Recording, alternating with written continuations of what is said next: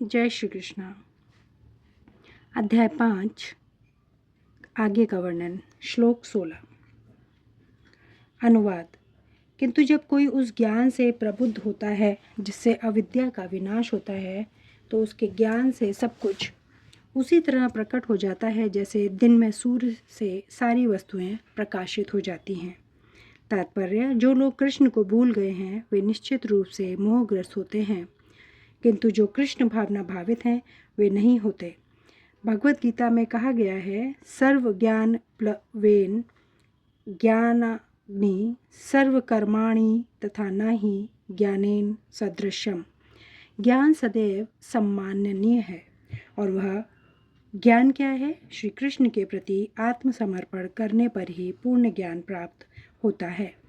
जैसा कि गीता में ही कहा गया है, अनेकानेक जन्म बीत जाने पर भी पूर्ण ज्ञान प्राप्त करके मनुष्य कृष्ण की शरण में जाता है, अथवा जब उसे कृष्ण भावनामृत प्राप्त हो जाता है तो उसे सब कुछ प्रकट होने लगता है।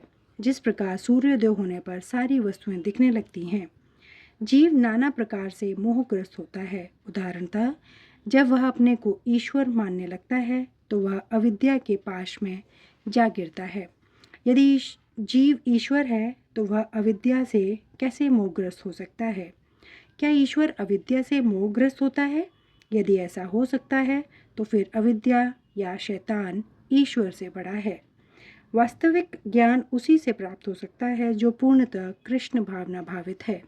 अतः ऐसे ही प्रामाणिक गुरु की खोज करनी होती है और उसी से सीखना होता है कि कृष्ण भावनामृत क्या है, क्योंकि कृष्ण भावनामृत से सारी अविद्या उसी प्रकार दूर हो जाती है जिस प्रकार सूर्य से अंधकार दूर होता है।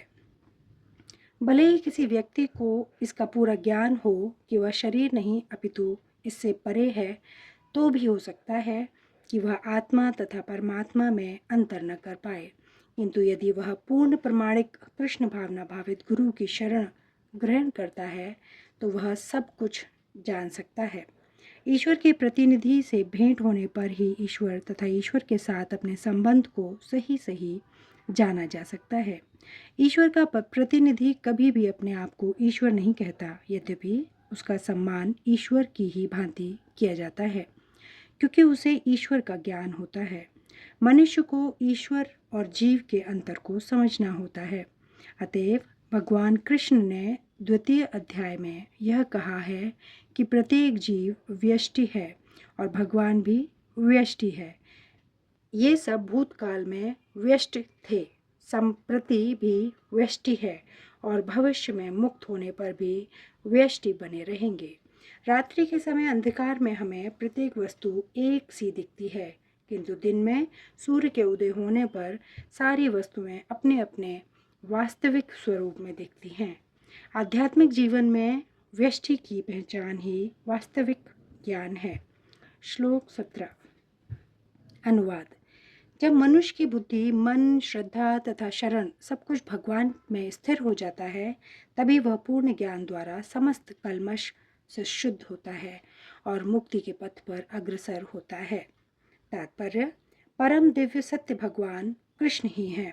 सारी गीता इसी घोषणा पर केंद्रित है कि कृष्ण श्री भगवान हैं। यही समस्त वेदों का भी अभिमत है। पर तत्व का अर्थ परम सत्य है, जो भगवान को ब्रह्मा, परमात्मा तथा भगवान के रूप में जानने वालों द्वारा समझा जाता है। भगवान ही इस परतत्व की पराकाष्ठा है, उनसे बढ़कर कुछ नहीं है। भगवान कहते हैं, कृष्ण निराकार ब्रह्मा का भी अनुमोदन करते हैं। ब्रह्माणों ही प्रतिष्ठा हम।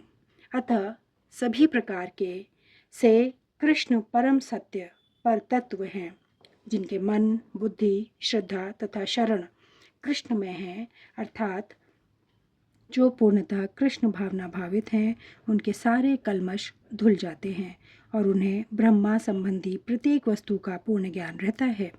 कृष्ण भावना भावित व्यक्ति यह भली भांति समझ सकता है कि कृष्ण में द्वैत है, एक साथ एकता तथा भिन्नता, और ऐसे दिव्य ज्ञान से युक्त होकर वह मुक्ति पथ पर सुस्थिर प्रगति कर सकता है। श्लोक 18। अनुवाद। विनम्र साधु पुरुष अपने वास्तविक ज्ञान के कारण एक विद्वान तथा विनीत ब्राह्मण, गाय, हाथी, कुत्ता तथा चंडाल को समान दृष्टि संभाव से देखते हैं। तात्पर्य, कृष्ण भावना भावित व्यक्ति योनि या जाति में भेद नहीं मानता। सामाजिक दृष्टि से ब्राह्मण तथा चांडाल भिन्न भिन्न हो सकते हैं, अथवा योनि के अनुसार कुत्ता, गाय तथा हाथी भिन्न हो सकते हैं, किंतु विद्वान योगी की दृष्टि में ये शरीरगत भेद अर्थहीन है। इसका कारण परमेश्वर से उनका संबंध है और परमेश्वर परमात्मा रूप में हर एक के हृदय में स्थित हैं। परम सत्य का ऐसा ज्ञान वास्तविक यथार्थ ज्ञान है। जहाँ तक विभिन्न जातियों का या विभिन्न योनियों में शरीर का संबंध है, भगवान सबों पर समान रूप से दयालु हैं, क्योंकि वे प्रत्येक जीव को अपना मित्र मानते हैं। फिर भी जीवों की समस्त परिस्थितियों में वे अपना परमात्मा स्वरूप बनाए रखते हैं। परमात्मा रूप में भगवान चांडाल तथा ब्राह्मण दोनों में उपस्थित रहते हैं। यद्यपि इन दोनों के शरीर एक से नहीं होते, शरीर तो प्रकृति के गुणों के द्वारा उत्पन्न हुए हैं, किंतु शरीर के भीतर आत्मा तथा परमात्मा समान आध्यात्मिक गुण वाले हैं। परंतु आत्मा तथा परमात्मा की यह समानता उन्हें मात्रात्मक दृष्टि से समान नहीं बनाती, क्योंकि व्यष्टि आत्मा किसी विशेष शरीर में उपस्थित होता है, किंतु परमात्मा प्रत्येक शरीर में है। कृष्ण भावना भावित व्यक्ति को इसका पूर्ण ज्ञान होता है, इसलिए वह सचमुच ही विद्वान तथा समदर्शी होता है। आत्मा तथा परमात्मा के लक्षण समान हैं, क्योंकि दोनों चेतन, शाश्वत तथा आनंदमय हैं, किंतु अंतर इतना ही है कि आत्मा शरीर की सीमा के भीतर सचेतन रहता है, जबकि परमात्मा सभी शरीर में सचेतन है। परमात्मा बिना किसी भेदभाव के सभी शरीरों में विद्यमान है। श्लोक 19। अनुवाद। जिनके मन एकत्व तथा समता में स्थित हैं, उन्होंने जन्म तथा मृत्यु के बंधनों को पहले ही जीत लिया है। वे ब्रह्मा के समान निर्दोष हैं और सदा ब्रह्म में ही स्थित रहते हैं। तात्पर्य, जैसा कि ऊपर कहा गया है, मानसिक समता आत्म साक्षात्कार का लक्षण है। जिन्होंने ऐसी अवस्था प्राप्त कर ली है, उन्हें भौतिक बंधनों पर, विशेषतः जन्म तथा मृत्यु पर विजय प्राप्त किए हुए मानना चाहिए।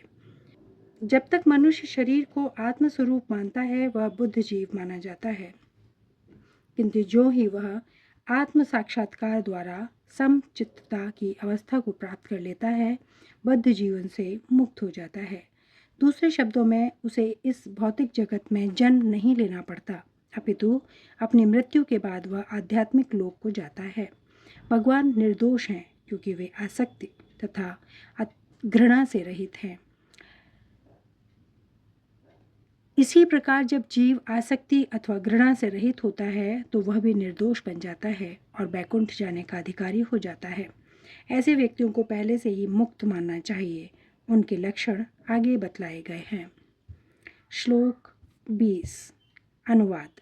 जो न तो प्रिय वस्तु को पाकर हर्षित होता है और न अप्रिय को पाकर विचलित होता है, जो स्थिर बुद्धि है, जो मोह रहित है और भगवत विद्या को जानने वाला है, वह पहले से ही ब्रह्मा में स्थित रहता है। तात्पर्य, यहाँ पर स्वरूप सिद्ध व्यक्ति के लक्षण दिए गए हैं। पहला लक्षण यह है कि उसमें शरीर और आप तत्व के तादात्म्य का भ्रम नहीं रहता। वह यह भलीभांति जानता है कि मैं शरीर नहीं हूँ, अपितु भगवान का एक अंश हूँ। अतः कुछ प्राप्त होने पर न तो उसे प्रसन्नता होती है और न शरीर की कुछ हानि होने पर शोक होता है। मन की यह स्थिति स्थिर बुद्धि या आत्मबुद्धि कहलाती है। अतः वह न तो स्थूल शरीर को आत्मा मानने की भूल करके मोहग्रस्त होता है और न शरीर को स्थायी मानकर आत्मा के अस्तित्व को ठुकराता है। इस ज्ञान के कारण वह परम सत्य अर्थात ब्रह्मा, परमात्मा तथा भगवान के ज्ञान को भलीभांति जान लेता है। इस प्रकार वह अपने स्वरूप को जानता है और परब्रह्म से हर बात में तदाकार होने का कभी यत्न नहीं करता। इसे ब्रह्मा साक्षात्कार या आत्म साक्षात्कार कहते हैं। ऐसी स्थिर बुद्धि कृष्ण भावनामृत कहलाती है। श्लोक 21 से आगे का वर्णन अगले वीडियो में। धन्यवाद। जय श्री कृष्ण।